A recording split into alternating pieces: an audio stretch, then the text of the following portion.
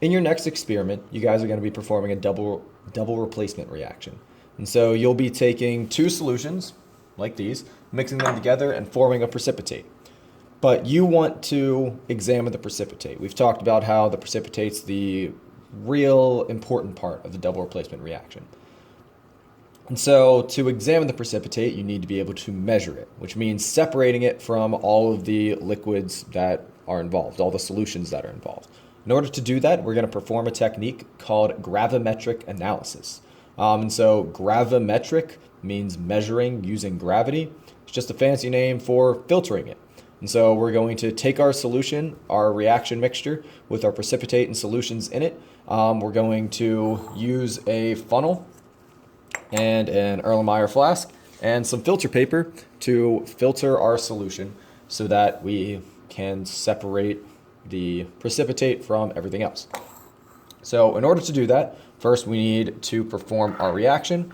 And so I got a little beaker to mix everything in. And in my example, I have nickel 2 nitrate, which is a nice green color, and sodium phosphate, which is clear. So I'll take the nickel 2 nitrate, just add some to my little beaker.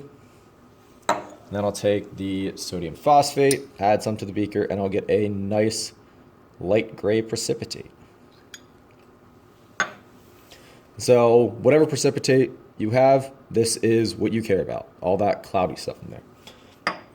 So we need to remove that and we need to measure it.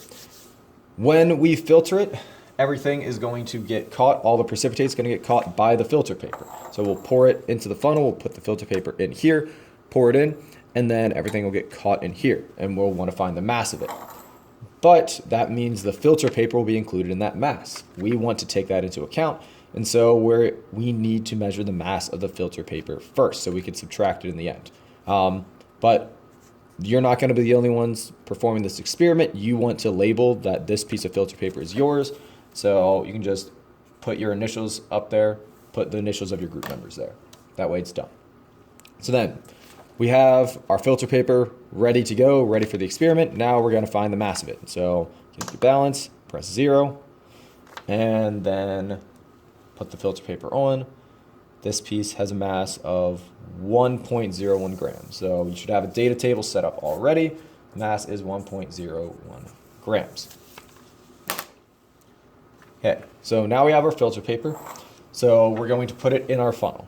Now we could just kind of like shove it down in there, but that's really unprofessional and doesn't work really well. I mean, it's going to make you look like you have no idea what you're doing. And if you watch this video, you'll have some idea what you're doing. So instead, we're going to take the filter paper, we're going to fold it in half. They're hamburger, hot dog style. It doesn't really matter what you call it because it's a circle. It's the same. And then we're going to fold it in half again. So now we kind of have these 4 layers of filter paper stacked on top of each other. You're going to pick the layer on either end, so like this one, for example, and then the layer next to it, separate them apart and hold the other 3 together. And then you're going to have this nice little pocket. And so if you notice, you have a cone that's now the same size and shape as the funnel. So we're just going to take that cone, put it in the funnel. It doesn't really want to stay down. It was flat. It wants to be flat again, and the funnel's round. And so we're just going to hold it in, take some distilled water, get some moisture on the sides of that, and now it will stay in place. So you can already see the water starting to drip through. So that'll happen as you're filtering it. You're just going to have the precipitate in there. So now we have our flask ready to go. Our filter's all set up. And so we're just going to take our precipitate and, well, our reaction mixture, all of it, and we're going to pour it in. We want to get every little bit in. So that includes everything that's left in here. We don't want to leave any of the precipitate behind. And so we'll just take our distilled water, rinse that out, and dump it all in. Okay. So now the exciting part comes. We're just going to wait for all of that to drip through. And so at least most of it to drip through. It would take us forever until all of it actually dripped through.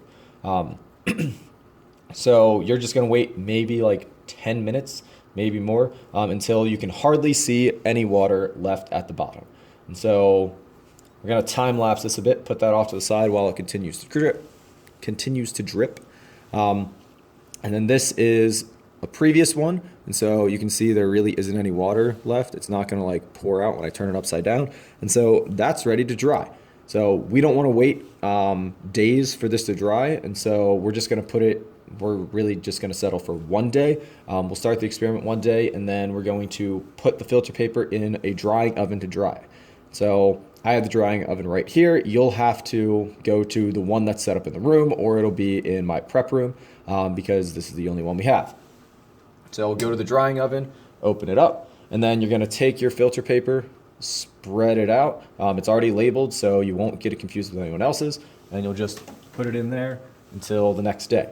Then the next day, it'll be dry. You'll take out your piece that you put in, and you can see all the moisture has dried off. The paper is very like crispy kind of. And then we have this solid precipitate on there. It looks kind of like dry, cracked dirt that used to have water on it. Yours probably won't be this color. Or it probably shouldn't be this color. So we'll take our filter paper with the precipitate. We already know the mass of the filter paper, so any additional mass is the precipitate. Put it on the balance. We have a mass of 1.42 grams. So record that. And then some quick subtraction. That means the precipitate has a mass of 0.41 grams. And so now we can use that mass to perform our calculations. Stochiometry, the best part of the experiment, right? And so you don't need the filter paper anymore as long as you have the mass of the filter paper recorded in multiple places, maybe by multiple group members, maybe like on paper and electronically, or maybe like if it's electronic, your Google Drive should save it, and so you should be safe. But once you know everything's good, you can throw the filter paper away. Don't need it anymore. You can, we don't need this anymore. And then you can take all of the solution that's in the flask and you can just dump that down the sink.